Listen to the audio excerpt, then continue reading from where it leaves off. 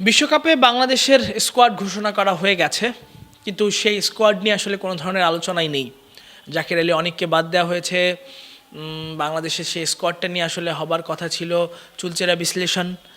বিপিএলে ভালো করা নাজমুল হোসেন শান্তকে নেওয়া হয়নি, সেটা নিয়েও আলোচনা সমালোচনা হতে পারত, কিন্তু সেসব নিয়ে আসলে আলোচনা সমালোচনা নেই। অনেকটা মানুষ ভুলেই গেছে যে বিশ্বকাপের স্কোয়াডটা কেমন হলো বা কী, সেগুলো নিয়ে আলোচনা নেই। কারণটা বাংলাদেশ এবং ভারত ইস্যু এবং মুস্তাফিজের আইপিএল থেকে বাদ দেয়, এবং সব কিছু মিলিয়ে বাংলাদেশের ক্রিকেটে একটা উত্তপ্ত হাওয়া বইছে।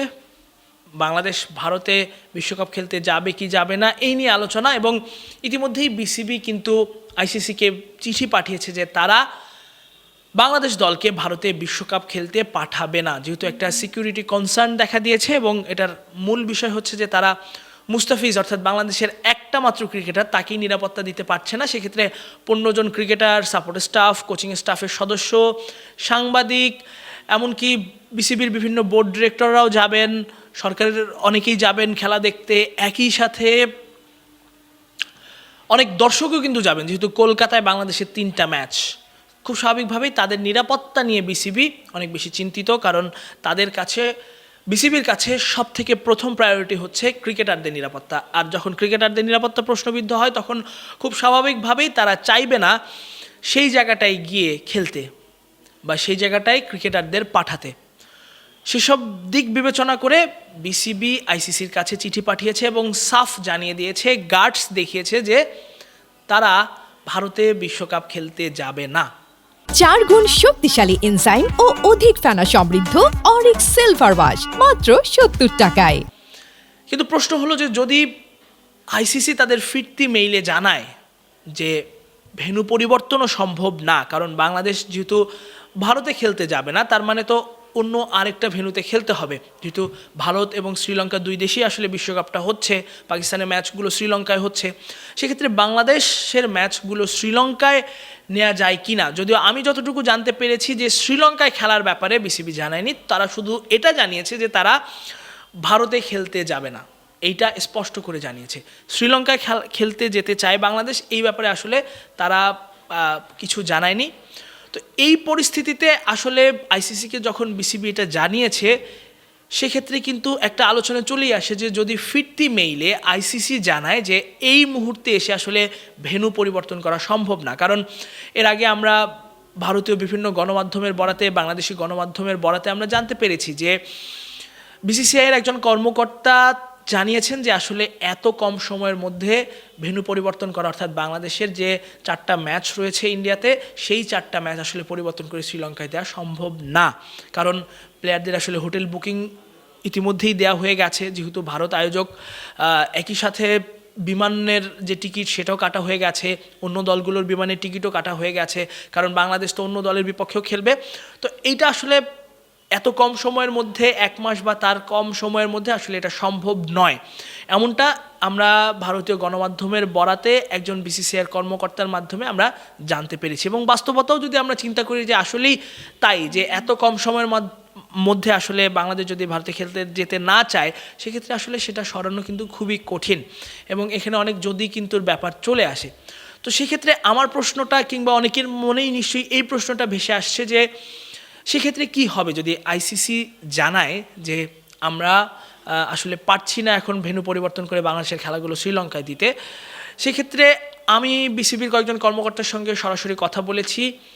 তারা আমাকে যেটা জানিয়েছেন যে তারা আসলে আইসিসির সেই মেইল, অর্থাৎ বিসিবি যে মেইলটা পাঠিয়েছে সেটার উত্তর কিংবা সেটার জবাবের জন্য তারা অপেক্ষা করছেন। আজকে রবিবার, আজকে খুব স্বাভাবিকভাবেই আজকে সাপ্তাহিক বন্ধ, এবং আইসিসির সাপ্তাহিক বন্ধ এবং আইসিসি আজকে বন্ধ রয়েছে।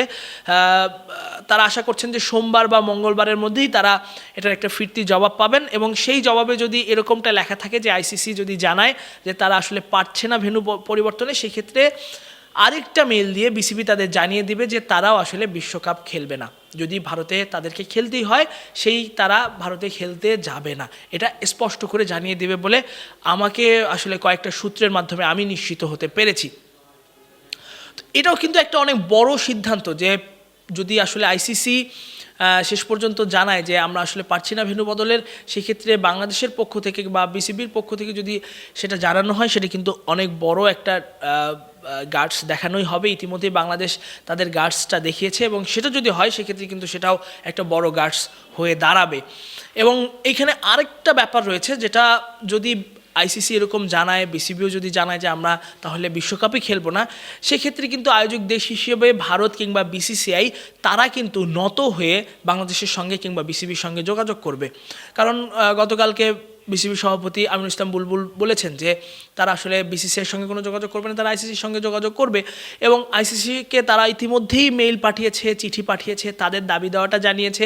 আইসিসি যদি বলে সম্ভব না, সেক্ষেত্রে কিন্তু আয়োজক দেশ হিসেবে